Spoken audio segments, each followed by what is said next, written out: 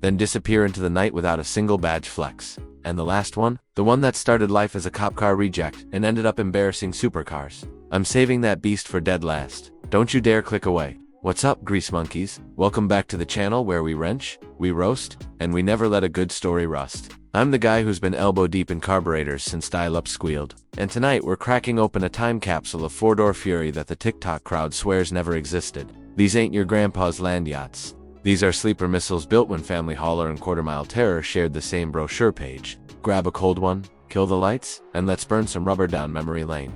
First blood goes to the 2003-2004 Mercury Marauder. Picture this, a Panther platform Grand Marquis that swallowed a supercharged heart transplant from Ford SSVT Lab, 4.6 liters, dual overhead cams, and a blower that whistles like a tea kettle on boil. 0 to 60 in 4.8 seconds. Back when family sedan meant bench seats and ashtrays, GM fanboys laughed until a blacked-out Marauder walked their LS1 Camaro from a roll. The kicker: you could stuff 3 car seats in back and still outrun a Mustang GT. Try that in your new Charger Scat Pack. Now slide over to the early 2000s Impala SS, yeah, the one with the LT1 Corvette motor shoehorned under a bubble hood. Chevy took the Caprice cop package, painted it black cherry, and told the world, here's your grocery getter with a felony warrant. 13-second quarter miles on pump gas, and the trunk swallowed enough Home Depot runs to build a deck. I watched one smoke a brand new Hellcat at a red light in Dallas. Driver never saw the faded 9C1 badge until the taillights vanished. Hold up before we go further. Smash that like button if you've ever been passed by something that looked like your aunt's church cruiser.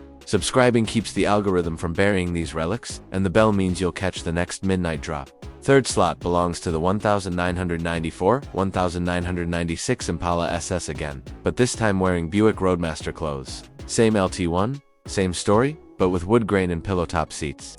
GM engineered the hell out of the B-body platform, and the Roadmaster sedan became the ultimate cushion. I knew a guy in Jersey who ran mid-12s with a baby seat bolted in back and a stroller in the trunk. Cops waved, Mustangs cried. Let's detour across the pond for the 2006 to 2010 Dodge Charger SD8. Yeah, the one that looked like a bar of soap on steroids. 6.1 liters of Hemi Fury, 425 horses, and a 5-speed auto that shifted like it owed you money. Chrysler slapped neon badges on everything else but the SRT8 flew stealth.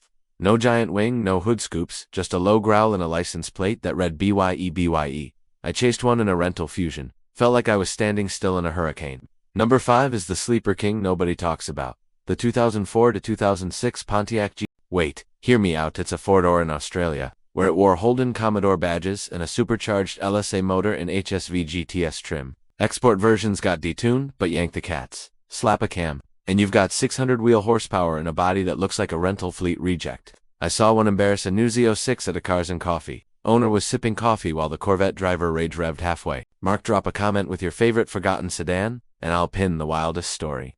We're not done torching egos yet. Sixth up is the 1991 to 1996 Ford Taurus show with the Yamaha-built V8. Yeah, Ford jammed a longitudinal 32-valve mill into a Jelly Bean sedan and told the world to deal with it. Third-gen SHOs were rare as honest politicians, but 13-second quarters in a grocery getter. That's chaos. I drove one with 300k miles, still pulled like a freight train and rode smoother than my ex's excuses. Seventh is the 2005 to 2009 Cadillac STSV, supercharged North Star, 469 horses, magnetic ride control that laughed at potholes. GM built it to fight BMW's M5, then priced it like a clearance rack. Result? A velvet hammer that cornered like a slot car and sounded like Armageddon clearing its throat.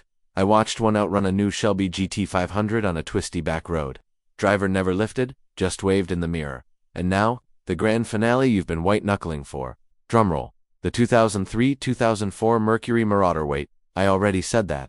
Nope, this one's the trilogy edition. The one-off Marauder Mayhem concept Ford built for SEMA and then crushed because insurance companies cried. Picture the standard blower car, but with a Kenny Brown twin-screw setup, IRS from an Aussie Falcon, and a trunk-mounted nitrous bottle hidden under the spare. Dyno sheets claimed 700 horsepower on 93 octane, and the only proof left is a grainy VHS tape from a Michigan stoplight where it dusted a Viper by 3 lengths. Ford destroyed the mule, but the blueprints live in a lockbox somewhere. One day it'll resurface, and the muscle car world will never be the same. So here's the big thought rattling around my skull as the credits roll. We keep chasing horsepower numbers on a spec sheet, but the real magic was when engineers snuck demons into dad cars and dared the world to notice. Modern muscle is fast, no argument, but these 8 ghosts. They had personality, secrets, and a middle finger for convention.